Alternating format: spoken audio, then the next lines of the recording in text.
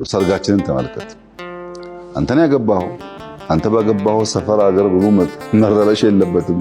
በሙዚቃ ትረብሻለህ፣ በመኪና ትረብሻለህ፣ መኪና ትዘጋለህ። ሰርገኞች ካሉ ለምሳሌ እንደዚህ እየዘጉ መሄድ መብታቸው ነው የሚመስላቸው። እንደዛ ትክክል አይደለም።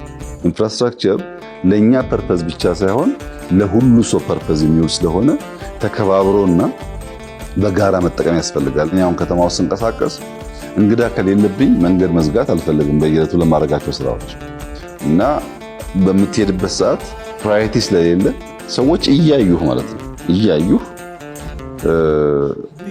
አድቫንቴጅ ለመውሰድ ረዘም ላለ ጊዜ ያቆሙሃል።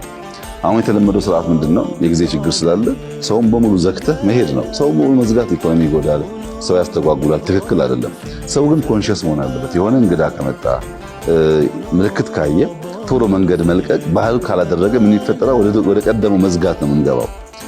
ሌን መጠበቅ አንዱ ከፍተኛ የአዲስ አበባ ውስጥ ያለ ችግር የራስን መስመር ጠብቆ መንዳት ነው። ይሄን ማስተማር የሚገባቸው ሚዲያዎች ናቸው።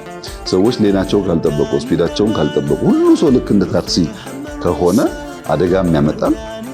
መንገዱ በቂ ሆኖ ሳለ በእኛ የነዳጅ ስርዓት ችግር ምክንያት ብዙ ነገሮች ይበላሻሉ። እነዛን ማድረግ እና መስራት ደግሞ የእናንተ ሚና ይሆናል ማለት ነው። እኔ ጊዜ ካለኝ እስከ 10 ኪሎ ሜትር ድረስ በቀን እጓዛለሁ።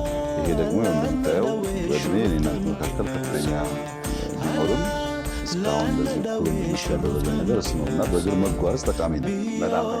መኪና መቀነስ በጣም አስፈላጊ ነው። የትራንስፖርት ስርዓቱ ሰው ከቤቱ ወጥቶ ስራ ቦታ ሄዶ የሚገበያይበት ቦታ ሄዶ የፈልገውን ነገር ለመውሰድ ያስቀመጠውን የጊዜ በጀት የሚያናጋ መሆኑ በአንድ ሰዓት ውስጥ ይሄን አገኛለሁ ብሎ 3 ሰዓት ከፈጀበት ብዙ ጉዳይ ሊበላሽ ይችላል።